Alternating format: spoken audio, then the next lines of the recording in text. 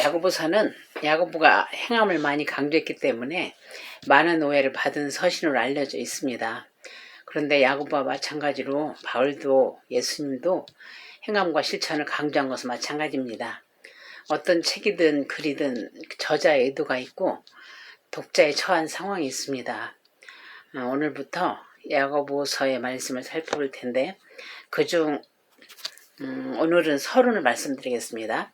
서론이란 것은 너무 길면 짜증이 날 수도 있는데 서론은 앞으로 진행하고자 하는 강의 내용에 있어서 보다 더 확실한 길잡이 노릇을 한다는 점에서 중요합니다. 그래서 좀 짚고 넘어가는 게 좋을 것 같습니다.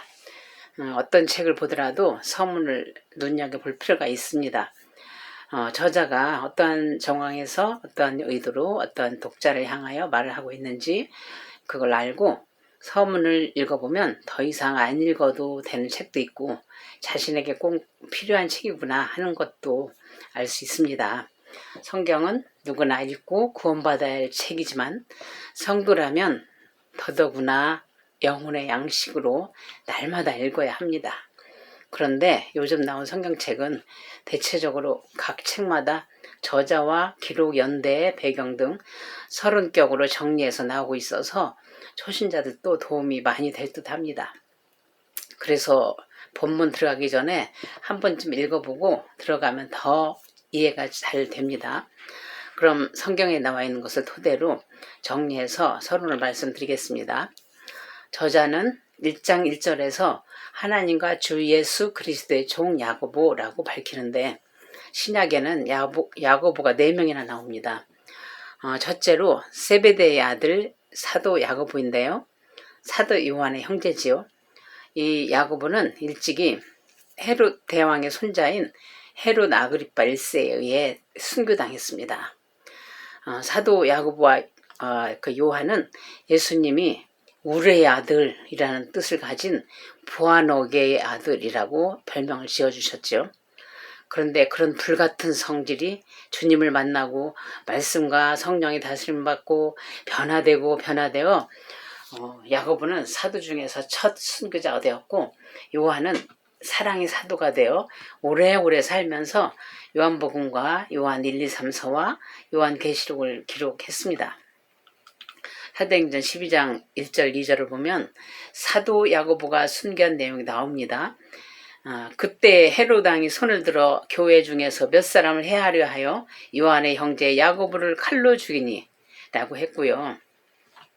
그리고 두 번째로 알페오의 아들 사도 야고보가 있고 셋째로 사도 유다의 아버지 야고보가 있는데 이 두 사람은 알려지지 않은 인물이에요. 그리고 별로 영향력이 없는 인물들입니다. 그러고 보면 본서의 저자는 예수님의 육신의 친동생 야고보인 것입니다.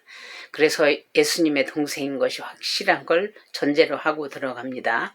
예수님의 동생 야고보는 예수님의 생전에는 메시아를 믿지 않다가 예수님의 십자가 사건과 부활을 목격하고 나서 회심을 하고 예루살렘 교회의 지도자로 활약을 했습니다. 부활하신 예수님이 야고보를 만나 주셨는데 그 이후로 변화되어 복음을 위하여 살고 예루살렘 교회의 수장으로 중요한 역할을 한 것을 보면 예수님께서 부활로 예수님 그 야고보를 만나 주셨을 때 구약의 말씀을 근거로 해서 하늘의 비밀을 확실히 알려주시고 지도자로 심어놓고 가셨다는 것을 짐작할 수 있습니다.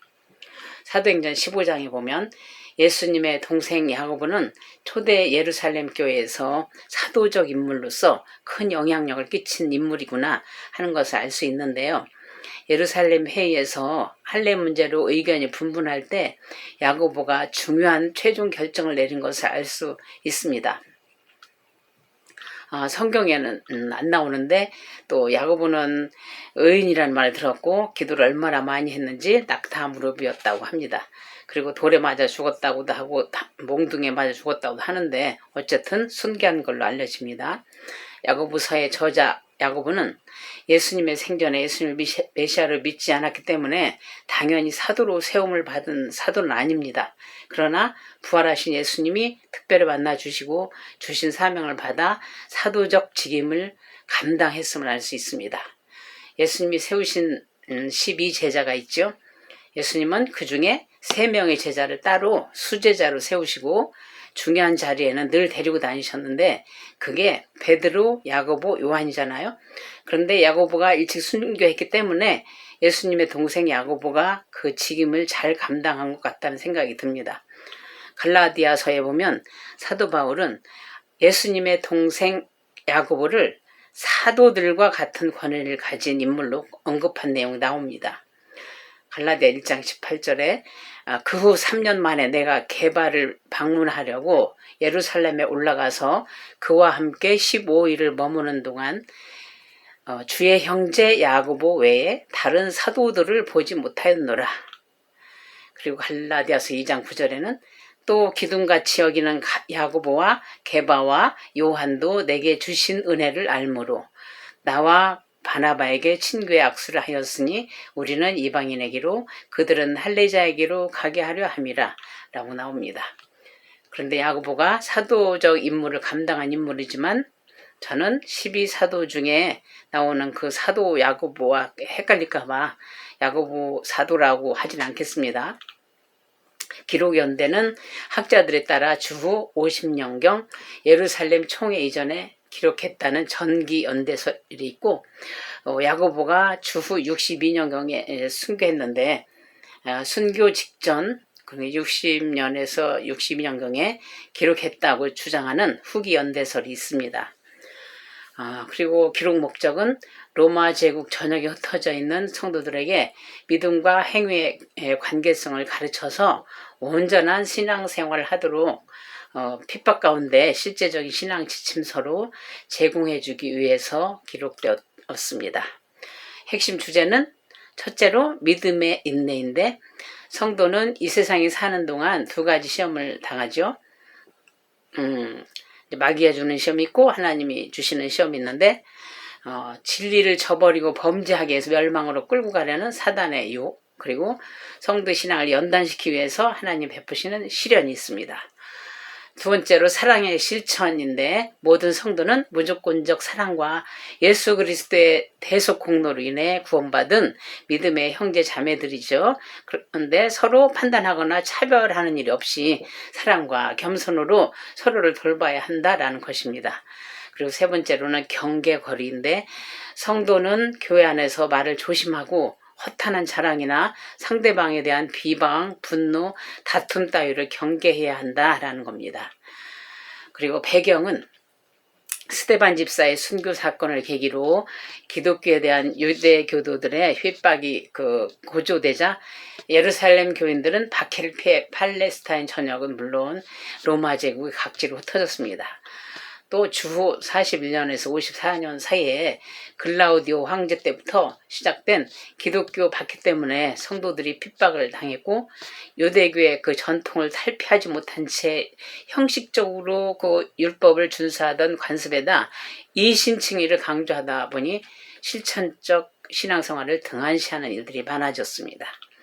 그리고 불경건한 부자들의 횡포 때문에 많은 성도들이 어려움에 직면하는가 하면 성도 간의 사랑이 식어져 서로를 외모로 판단한다든지 내외적으로 많은 어려운 문제를 안고 있는 유대인 성도들에게 야고보는 신앙의 인내를 당부하며 성숙한 신앙생활을 할 것을 교훈하기 위해 본서를 기록해서 전달했습니다. 구성은 5장으로 되어 있는데 1장에서 3장까지는 원론적인 교훈이고 4장, 5장은 실제적 교훈으로 되어 있습니다. 5장에 걸쳐서 다루는 말씀들이 시험, 믿음과 지혜, 낮은 자, 부한 자, 말씀을 들음과 행함, 차별 대화하지 마라, 행함 없는 믿음은 죽은 것이다, 말에 실수가 없도록 하라, 세상과 벗하지 말라, 서로 비방하지 말라, 허탄한 생각을 마라, 부한 자에게 주는 경고, 인내와 기도 등등에 대해서 나오는데 현대를 사는 지금 우리 생활에, 우리 신앙생활에 늘 접하는 문제이고 늘 개선해 나가야 할 고칠 점들이고 하나도 어색한 게 없이 바로 우리 귀에 들려주시는 말씀으로 들립니다. 루터가 가톨릭에서 행위구원을 말하니까 그것에 반하여 믿음을 강조하다 보니까 야고보서를 지푸라기 복음이라고 했다는 것은 그때의 정황으로서 믿음을 너무 강조하다 보니 그런 것 같은데 우리는 어떤 훌륭한 인물도 흠이 없는 사람이 없다는 걸 인식해야 할 것 같고, 바울은 율법을 지켜야 구원 얻는다고 하는 그 율법주의자들을 향하여 강하게 주장한 것이 이신칭의입니다. 율법은 죄를 깨닫게 해주고 예수 그리스도에게로 이끄는 몽학 선생, 초등교사다라고 하며 믿음으로 구원 얻는다고 한 것은 그러니까 처음 믿는 자들을 기준으로 한 말이고, 야고보는 이미 구원 얻은 성도들에게 거듭났으면, 새로 태어났으면 우리를 태어나게 해주신 그분의 뜻에 맞게 자라가라, 성숙해져 가라 라는 의미로 쓴 것입니다. 그러니까 야고보서는 구원의 교리를 말해주려는 게 아니라 구원받은 성도라면 성숙한 신앙인으로 자라가기를 원하는 성도의 생활 진서라고 보면 되겠어요. 잘 살펴보면 야고보가 참 복음을 전한다는 것을 알 수 있어요. 한 장씩 또는 반 장씩 이제 살펴볼 것인데, 저와 여러분이 이 말씀대로 순종하여 그리스도의 장성한 분량까지 자라가시며 생명력 있는 날들을 이어가시며 결국엔 생명의 면류관을 받으시기를 예수 그리스도의 이름으로 축복합니다. 아멘.